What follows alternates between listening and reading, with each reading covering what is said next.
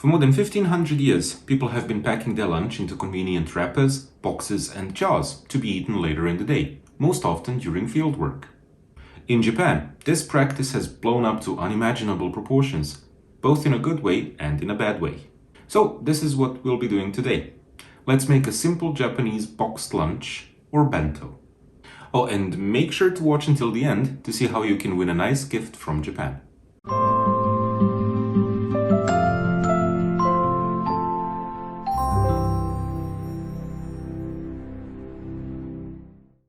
Although the word bento or obento first started being used in the 12th century during the Kamakura period, the practice of carrying cooked rice to the field can be traced back as far as the 5th century.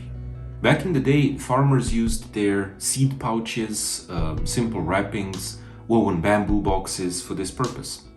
Later on, the practice of taking your lunch with you extended from field work to cultural and communal activities as well. In the Edo period, which lasted between 1603 and 1868, it was common for people to bring bento boxes to the theater and eat them in between the acts of a no or kabuki play.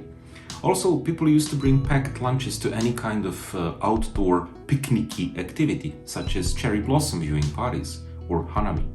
Unlike today, when most of the simple bentos are sold at supermarkets and convenience stores packed in thin plastic or styrofoam, in the Edo period, bento boxes were made of beautiful, elaborate, lacquered wood. You can still find some of these boxes on sale today, but they will set you back several thousands of dollars. Anyway, after 1912, in the Taisho period, lunchboxes started being made of metal and very quickly became a status symbol due to the rapid expansion of class gaps in the Japanese society at the time. Partly because of this, and mostly because of food shortages and nutritional deficits among children after World War II, the Japanese government in 1954 enacted the School Lunch Act. The primary purpose of this act was to ensure that all children have at least one sufficient meal per day, thus avoiding starvation.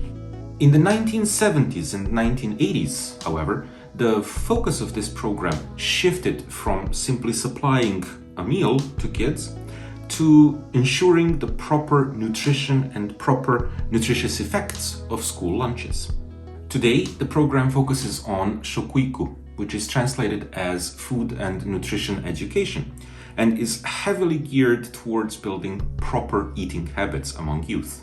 The bento craze, so to speak, started in the 90s with the appearance of Kyaraben, character bento. These cute creations soon became so popular that today every mother is expected to be able to make a kyaraben for her child. Which brings us to the not so pretty side of the bento. You see, from kindergarten through to junior high school, children are generally not permitted to bring their own lunch boxes to school except on special occasions, which then become fierce fighting grounds for both parents and children alike, desperate to show off the quality of their bento and the appeal of their skill. This creates huge pressure for everyone involved and can often result in bullying or discrimination. As an example, take a look at these topics made by people at Japan's popular version of Yahoo questions called Chiebukuro. I've translated them for you using Google Translate to maintain the formatting of the source, so please forgive any unnatural or incorrect English. But history and negative aspects aside, the point of this show is to actually make a bento, so let's do just that. I have here my bento box, which I got on Amazon, and if you'd like to get one like it, I'm sure you can find something nice online. In case of Japan, the local Amazon variant has a special category dedicated to bento boxes, and they range in prices from just under 1,000 yen, or roughly $10, to several $100s, so there's something for everyone's pocket. If you don't have something like this, no worries, a simple Tupperware container will do just fine. For this simple bento, I'm going to make a pork roll with spinach, rice with furikake or rice seasoning, and fried chicken. Okay, so here I have a cutting board with a sheet of cling film, very thinly sliced pork, and it's important for it to be thin so it cooks evenly and sticks together. Salami, bacon, spinach, and shredded carrots. Normally, this kind of dish is made with Japanese leafy vegetable called mizuna, but since it's not very easy to find outside of Japan, I've substituted it with spinach. It works just as well. I suppose you could also substitute pork for beef or mutton, but don't try it with chicken. Finally, the salami and bacon are completely optional.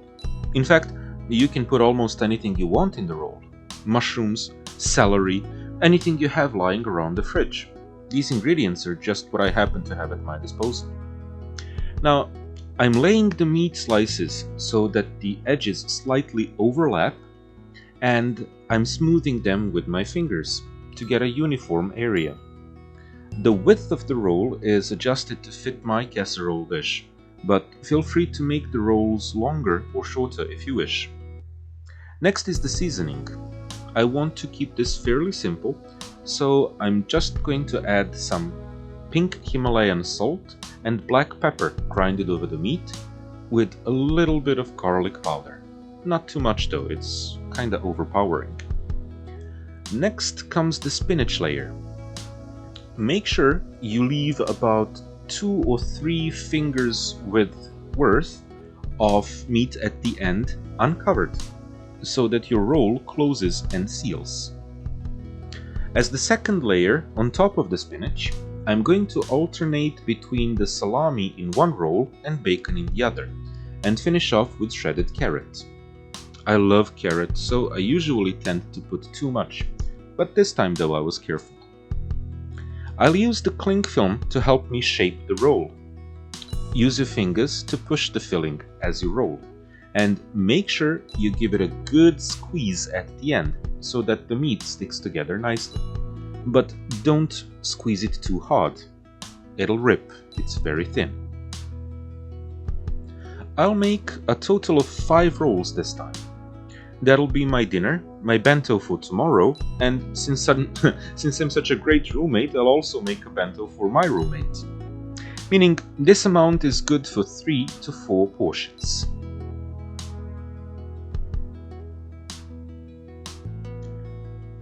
Once the rolls are done, make sure to completely miss the camera angle. This really brings out the flavor. Lightly pour just a little soy sauce on top.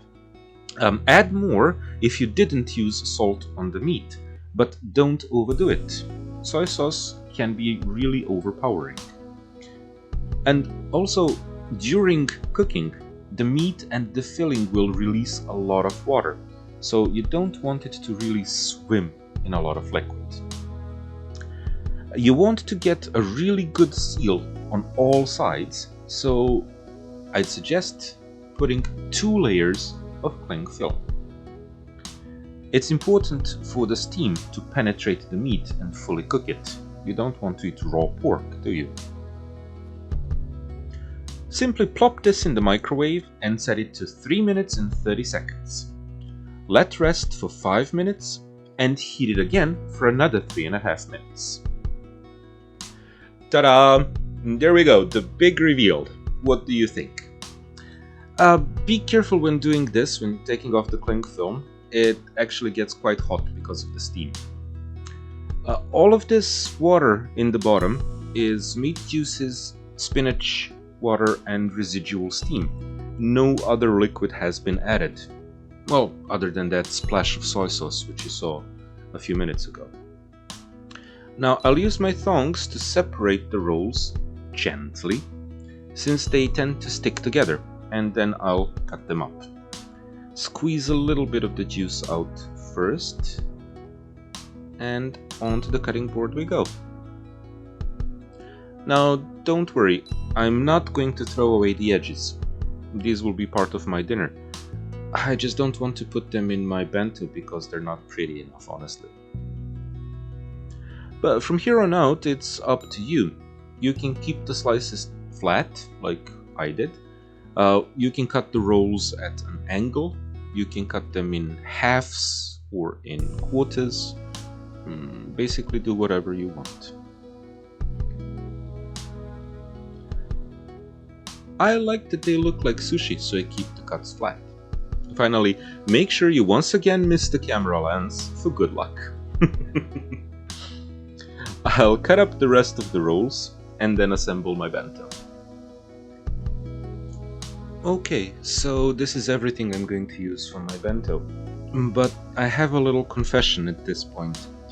The fried chicken you see on screen is not handmade. It's actually frozen chicken which you blast in the microwave. I don't use it very often because I don't really like frozen food, but it actually tastes quite good and is a real time saver when it comes to making bento. Here, this is what the packaging looks like. Anyway, back to the video. The rice seasoning I'm using here is umeboshi, or sour pickled plum, and seaweed flavored. It's one of my favorites, honestly, because it gives the rice a really deep, savory aroma. It's a little salty, a little sour. It goes really well with meat, doesn't feel heavy, you know. To use it, sprinkle it liberally over freshly cooked rice and work it in with a rice paddle or spatula. We want to use a cutting motion to mix the rice and fold it over itself gently so as not to damage the grains too much. If the grains are damaged too much, they will clump together. Now miss the camera as always and fill the rice container. And now it's time for my rolls to get into the bento box. What do you guys think? Do they look pretty? So this bento box that I have consists of two compartments. The bottom one is where the rice goes, and the top one is for condiments. You can buy different style bento boxes. Those that are completely flat will usually have some kind of a plastic separator to separate the rice from the toppings. This one has two separate bowls. Now what I'm trying to do here is have the same number of rolls with salami and rolls with bacon, so 3 of each, and I want to fit in 2 pieces of chicken as well.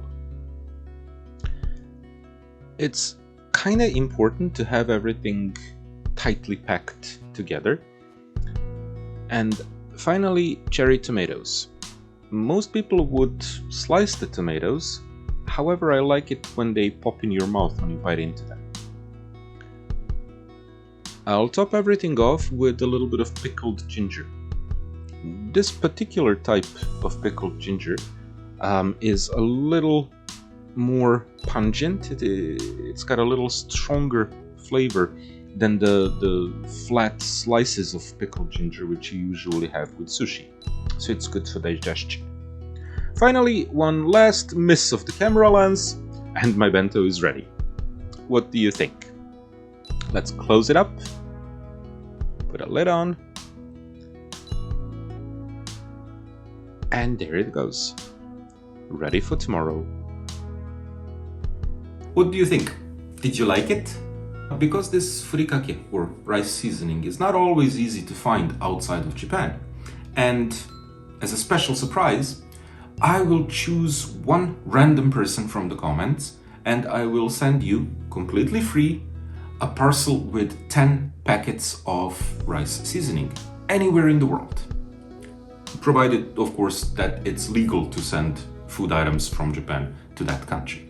All you have to do is leave a comment before March 28th, 2021 and end your comment with #omusubi. So you have 2 weeks and nothing to lose. Go for it. Thank you very much for watching this video. I hope you liked it. If you enjoyed, please consider subscribing for future updates. Best of luck and see you soon.